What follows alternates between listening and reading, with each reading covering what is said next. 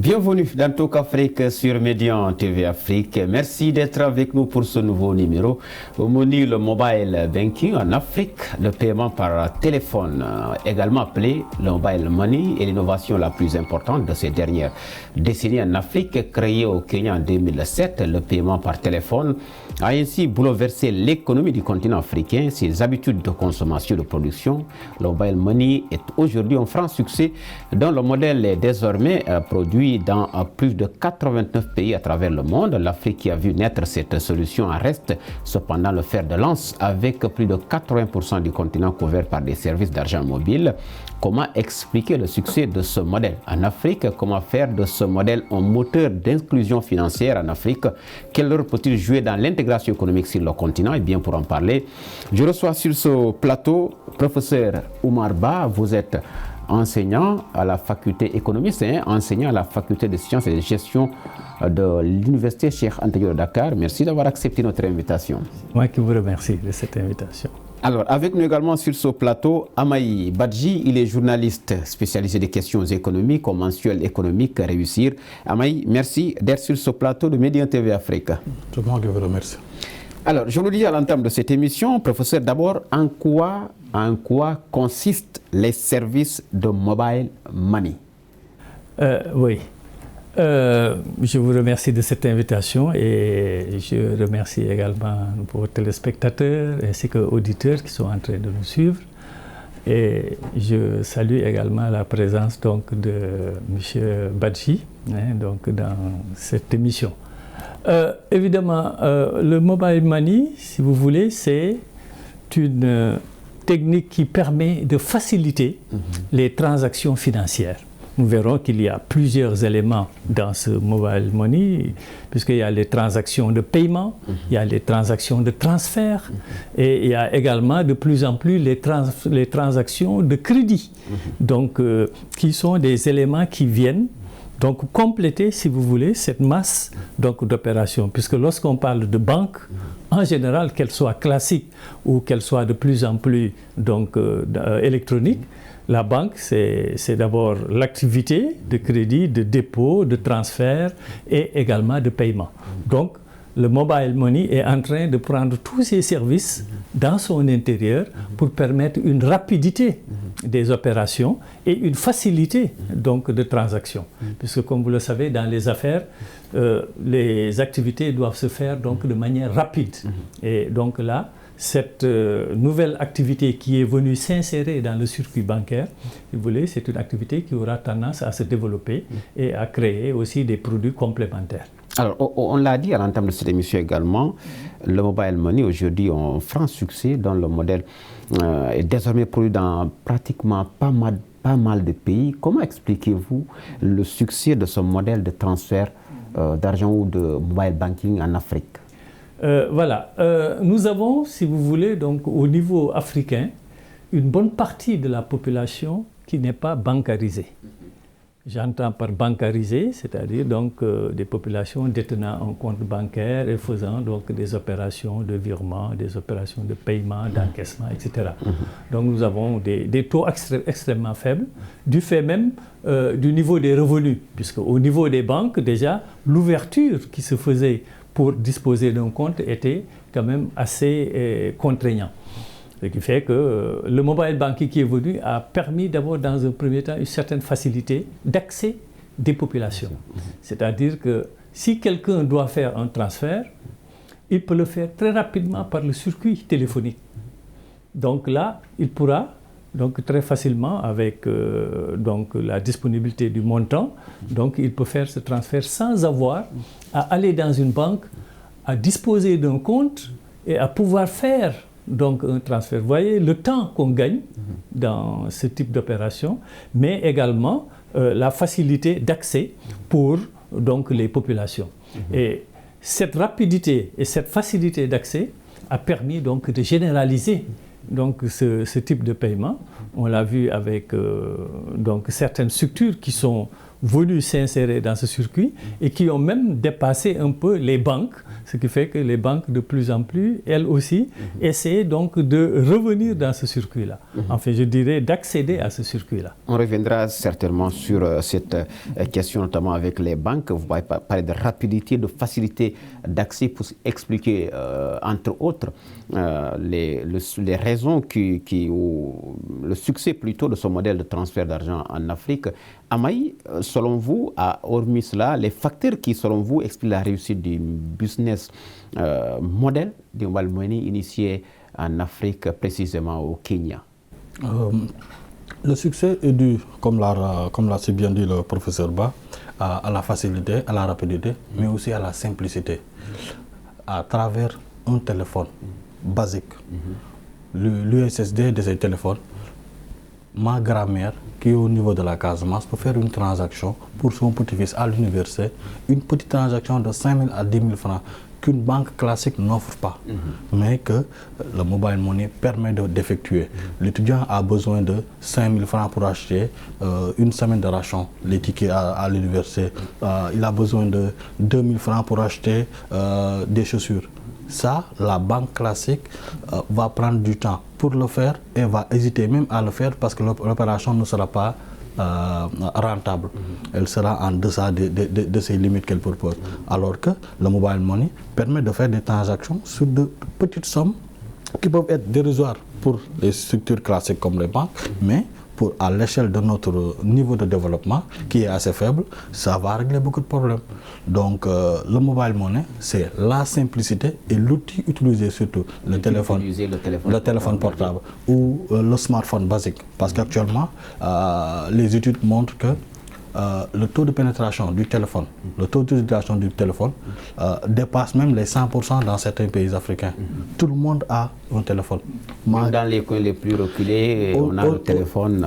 Au niveau de Dendifelo, les gens ont le téléphone. Au niveau de Wurosogi, les gens ont le téléphone. Tout le monde a le téléphone, tout le monde a accès à ça. Donc c'est une révolution. Et cette fois-ci, dans cette révolution, c'est l'Afrique qui est le lead. Et ça, c'est quelque chose d'assez encourageant pour le secteur. On prouve à l'humanité qu'on est capable de participer à une révolution et de donner notre contribution à l'avancée de l'humanité. Actuellement, les chiffres du mobile money prouvent que c'est un produit qui va se développer dans les pays à revenus intermédiaires et même dans les pays développés, parce qu'on voit maintenant que les grandes banques étrangères, les grandes banques internationales commencent à s'intéresser à ce secteur-là, parce que le volume de transactions est tellement important que maintenant tout le monde veut sa part du gâteau. Alors, professeur, finalement, vous pensez que ce système va perdurer dans le temps ou c'est une simple alternative le temps qu'un système bancaire digne de son nom se développe?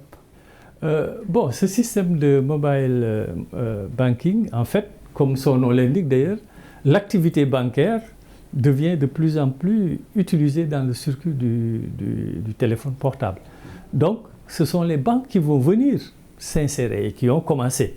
On le voit avec certaines banques qui créent, si vous voulez, des filières donc de mobile banking, de plus en plus.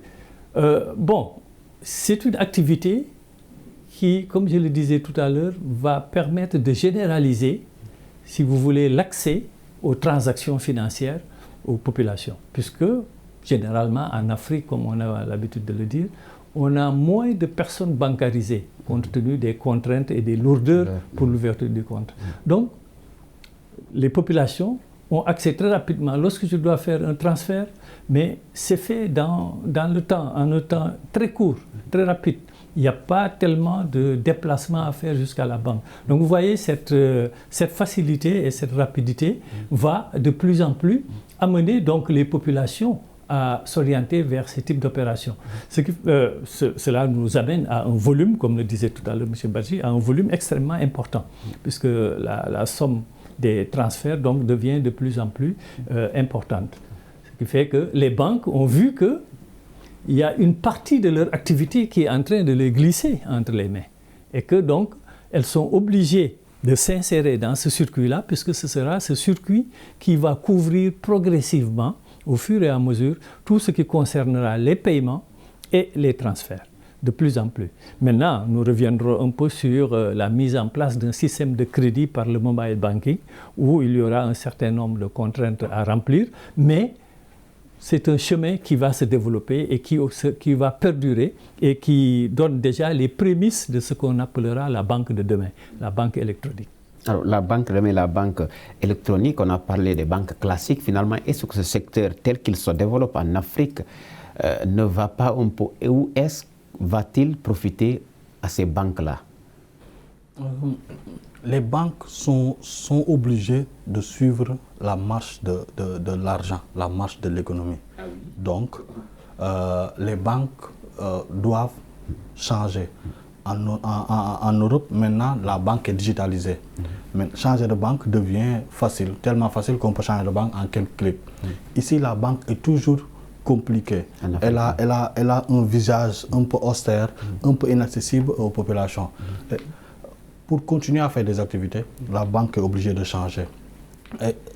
Changer, vous voulez dire comment changer sa façon de faire, son mode de fonctionnement ou s'adapter un peu avec les besoins du moment? Elle doit changer en tout point de vue. Changer par rapport à l'image qu'elle dégage, parce que pour beaucoup, je ne vais pas utiliser les termes, mais la banque devient prédatrice, donc elles doivent changer d'image.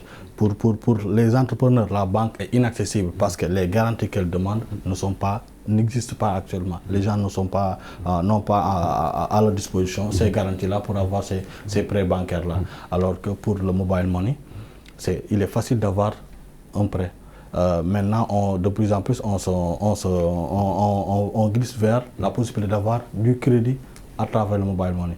Et la banque vit de ce crédit-là, la banque vit de ces transactions-là. Donc les banques seront obligées de changer d'image, de changer de stratégie et de changer de cible. Et les lourdeurs et toute autre activité devront être revues par les banques et permettra aussi d'encourager, de prendre leur part du gâteau, comme je l'ai dit tout à l'heure. Alors, vous pensez la même chose, professeur? Oui. L'activité bancaire sera obligée de tenir compte de cette évolution technologique numérique de plus en plus. Pourquoi? Parce que la banque, comme je le disais tout à l'heure, a une partie de ses activités qui se retrouvent donc, au niveau du mobile bank. Tout ce qui est transfert, tout ce qui est paiement, donc ce sont des éléments, des instruments qui participaient à la réalisation du produit net, si vous voulez, bancaire, c'est-à-dire le gain de la banque. Et donc, ce sont des services bancaires qui sont en train de disparaître de la banque. Donc, la banque est obligée de s'insérer dans ce circuit pour se maintenir dans cette activité. C'est pourquoi certaines banques commencent à mettre en place des systèmes de paiement, des systèmes de transfert par l'utilisation directe donc de son téléphone, etc. Et ça, c'est quelque chose qui va se développer puisque nous entrons de plus en plus dans la digitalisation donc, des opérations bancaires. Étant entendu que l'essentiel de ce que gagne la banque, c'est à partir donc, des revenus provenant des crédits accordés et des services. On verra après peut-être pourquoi les banques sont obligées justement de développer ces nouvelles notions donc, de crédit par voie électronique, c'est-à-dire pour faciliter l'accès et surtout pour maintenir aussi sa clientèle. Parce qu'il ne faut pas oublier que cette clientèle est composée de déposants. Et nous voyons de plus en plus que dans le mobile banking, les ressources de dépôt sont de plus en plus orientées vers justement donc, ces mobile banking par rapport aux banques. Donc ils voient une partie de leurs ressources quitter le secteur bancaire pour aller donc vers le secteur du mobile banking, vers le secteur, qui quitte le secteur classique en fait, vers le secteur beaucoup plus rapide, beaucoup plus intéressant et puis aussi sécurisant que la banque. Alors, on parle de révolution. Avant de revenir à vous, Amaï, est-ce qu'aujourd'hui, on peut dire que l'Afrique est en train de construire son propre marché numérique, si vous voulez? Oui. De manière affirmative, on va dire que l'Afrique propose une offre digitale, une offre numérique qui lui est propre, la signature africaine. Maintenant, dès qu'on parle de mobile banking, mobile money, c'est M-Pesa. Ça vient de fait. Donc c'est une fierté africaine, une success story. Maintenant, c'est adapté à l'Europe, c'est adapté à l'Asie, en Amérique latine. Tout le monde utilise ça. Pour revenir sur ce que disait le professeur, les banques ont été obligées de créer des applications. Toutes les banques ont lancé des applications. Et ces applications-là, parce que ces banques sont transnationales, ces applications-là permettent de faire des transactions maintenant entre les différentes zones de présence de ces banques-là. Et ça va continuer parce que c'est l'offre qui répond le mieux à l'environnement africain. Donc les banques sont obligées de suivre. Alors finalement, comment faire de ce modèle un moteur d'inclusion financière sur le continent? Ce modèle est déjà un élément de l'inclusion financière parce que, comme on le voit, la masse des populations africaines qui utilisent donc ce circuit de paiement, de transfert est extrêmement important. Donc, ce modèle, en fait, constitue de plus en plus, si vous voulez, une couverture globale des populations. Et cela nous permet, si vous voulez, de sauter donc un pan entier des contraintes qui existaient, c'est-à-dire la bancarisation des populations. C'est ce qui a amené d'ailleurs en général les banques à créer des agences un peu partout pour être plus proches des populations, les amener à ouvrir des comptes, à faire leurs opérations. Mais avec cette numérisation des transactions de paiement, de transfert, vous voyez, cette situation d'avoir une proximité bancaire de la clientèle, elle disparaît pratiquement. Et nous assistons, et nous allons de plus en plus assister à la fermeture souvent de plusieurs agences bancaires, du fait que beaucoup d'activités qui se faisaient directement au niveau de l'agence par un déplacement donc, du client ne se fait plus, puisque la personne utilise son téléphone pour faire sa transaction immédiate. C'est pourquoi les applications utilisées par les banques permettent de faire ces transactions d'encaissement, de paiement. On voit pratiquement toutes les factures maintenant sont payées par le système téléphonique, etc. Alors qu'on n'a plus à faire les opérations classiques bancaires, faire un chèque, etc., aller faire un retrait pour aller faire le versement, etc. Tout cela, si vous voulez, a tendance à disparaître. Donc les dépôts qui existaient au niveau des comptes bancaires sont de plus en plus transférés dans le secteur du mobile banking. Voilà, ça veut dire qu'on stocke les fonds au niveau du mobile banking pour faire les transferts plus facilement, sans bouger de chez soi. Voilà, c'est ce qui fait que maintenant les banques ont vu leur clientèle s'éroder et leurs ressources de dépôt s'éroder également. Comme le disait tout à l'heure M. Badji, en fait, le banquier, il est à la recherche de la rentabilité de ses opérations, ils suivent le chemin. Ils vont essayer de les rattraper. Est-ce qu'après, disons, ces secteurs ou ces organisations ou ces petites PME ne vont pas disparaître si les banques arrivent à développer ces activités telles qu'elles le souhaiteraient? Oui, les PME ou bien les petites entreprises qui ont des activités donc, de production, des activités de service, auront toujours besoin de la banque, puisque la banque a également un rôle important qui est le rôle d'accompagnement de l'économie, c'est-à-dire donc de financer l'économie. Puisque ce qu'il ne faut pas oublier, c'est que ce sont les entreprises, grandes, moyennes, petites entreprises, qui contribuent à la richesse dans un pays. Et donc ces entreprises ont besoin d'un accompagnement financier. Ce ne sera pas l'État, ce sera la banque. Et ces banques-là, justement, sont là pour faire les financements à travers des projets, de faire des financements à travers des besoins donc, de trésorerie des entreprises, des besoins d'investissement. Mais justement, ce système de financement aussi va connaître une certaine révolution puisqu'elle va de plus en plus se digitaliser grâce justement à l'apport de cette révolution numérique. Alors, Amaï, au-delà de ces succès réels, de son potentiel en inclusion financière, finalement, quel rôle le mobile banking peut-il jouer dans l'intégration économique en Afrique? Tout à l'heure, le professeur disait que c'est déjà une réalité. Le mobile banking, actuellement, des accords ont été signés en Afrique de l'Est entre le Kenya, l'Éthiopie, tous ces pays d'Afrique de l'Est qui ont adopté le M-Pesa. des accords ont été signés entre... M-Pesa, ça veut dire... Le M-Pesa, c'est la première formulation de mobile money. M comme money, Pesa comme argent en Swahili. C'est mobile money en Swahili. Donc c'est la première utilisation de l'application de transfert d'argent électronique. Donc par généralisation, on utilise ce terme-là. C'est une invention kenyane. Donc je disais, l'intégration elle est déjà là.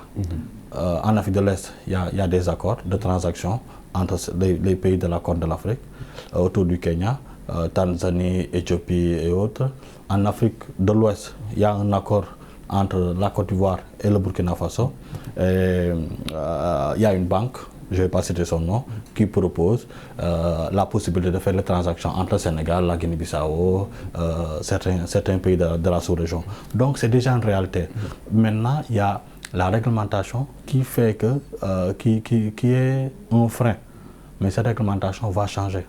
Parce que les dirigeants sont là pour servir le peuple. Et quand on voit que c'est l'intérêt du peuple, ils sont obligés eux aussi de suivre. Donc l'intégration, elle sera là, les gens vont continuer et la réglementation va suivre le pas. C'est une nécessité. C'est une nécessité, c'est une réalité. L'intégration économique sur le continent, on en parle avec cette zone de libre-échange continentale qui a pratiquement été actée. Vous pensez ou pensez-vous que ce modèle va contribuer, comme il l'a dit, à l'intégration économique en Afrique? Oui, l'intégration africaine, la ZLECA, c'est-à-dire donc cette zone de libre-échange en Afrique qu'on est en train de mettre en place, qui se fera par étapes, évidemment, et par intégration sous-régionale. Et ce qui commence d'ailleurs parce que vous avez la CEDEAO ici au niveau ouest africain, mais vous avez également au niveau de l'Afrique de l'Est et ensuite de l'Afrique centrale où il y aura, et ensuite l'Afrique du Nord, il y aura donc, si vous voulez, des pôles donc, de regroupement. Et c'est à partir de ces pôles que l'intégration sera beaucoup plus rapide. Et nous voyons d'ailleurs que le mobile banking participe beaucoup justement à cette intégration de pôle par pôle, en Afrique de l'Est, comme il vient de le dire. Et c'est en cours actuellement au niveau de l'Afrique de l'Ouest et cela va prendre beaucoup plus d'importance avec justement une plus grande, si vous voulez, concentration et intégration donc, de la CEDEAO. Et nous sommes sur le chemin justement de cette intégration monétaire. Et donc lorsqu'on parle de monnaie, on a l'activité bancaire sur le plan de la monnaie, c'est-à-dire donc tout ce qui est transfert, tout ce qui est paiement, tout ce qui est opération de crédit, tout ce qui est donc circulation monétaire. Donc vous voyez, et tout cela, le mobile banking donc, est un élément qui participera justement à cette intégration. Parce que très facilement, on peut faire un transfert tout de suite d'un pays à un autre en ne bougeant presque pas de chez soi. Ouais, donc ça, ce sont des opérations qui vont faciliter les transactions. Dans un premier temps, ce sont des transactions d'échange de paiement, mais nous arriverons ensuite dans des transactions commerciales, des transactions financières entre entreprises, entre opérateurs économiques. Et c'est là où le mobile banking va représenter, si vous voulez, un pôle, n'est-ce pas, extrêmement important donc de facilitation des échanges commerciaux entre les différents pays de l'espace UEMOA, de l'espace CEDEAO, etc. Alors, Amaï, finalement, comment entrevoyez-vous les perspectives d'avenir de ce secteur? Elles sont positives, elles sont même très positives. La BCEAO a donné, d'après le rapport de la BCEAO, les chiffres des transactions de mobile money entre les États de l'Union se chiffre à 16 000 milliards. En 2017, francs CFA, en 2019. C'est déjà plus que le PIB du Sénégal, du Mali et autres. Pour vous dire le volume d'argent qui circule déjà par la mobile money. Donc c'est une obligation. Maintenant, reste à harmoniser les réglementations entre la BCEAO, entre le UEMOA qui a son mot à dire, parce que pendant longtemps, c'était le gendarme du mobile money. Donc, comment faire pour que le JIM-UEMOA et la BCEAO puissent parler le même langage, et aussi comment intégrer le fait qu'il y a d'autres acteurs. N'oublions pas que pour qu'il y ait mobile money, il faut d'abord qu'il y ait de l'argent, mais il faut qu'il y ait les sociétés de téléphonie. Elles sont là et elles offrent le service. Et ces sociétés-là ne sont pas souvent des sociétés qui sont nationales. Comment faire pour que toutes ces transactions-là ne bénéficient pas uniquement à ces sociétés étrangères-là? C'est ce subtil mélange-là qu'on doit trouver l'équilibre pour permettre à nos États, pour permettre à nos sociétés et à nos populations de faire ces transactions-là, mais aussi que ça revienne à l'économie nationale. Merci Amaï, merci. Donc c'est la fin de cette émission Talk Afrique qui avait l'honneur et l'immense plaisir de recevoir pour ce numéro le professeur Oumar Ba, enseignant à la faculté de sciences économiques et de gestion de l'université Anta Diop de Dakar. Il est économiste. Avec nous également Amaï Badji, les journalistes spécialisés des questions économiques, comme ancienne économique réussir. Merci messieurs d'avoir accepté notre invitation donc pour débattre de cette question d'actualité, notamment africaine, mobile banking. Merci également à vous d'avoir été des nôtres. Grand merci aux équipes techniques et rédactionnelles. Cette émission, vous pouvez la retrouver sur notre site internet de Médion TV Afrique. Rendez-vous pour le prochain numéro.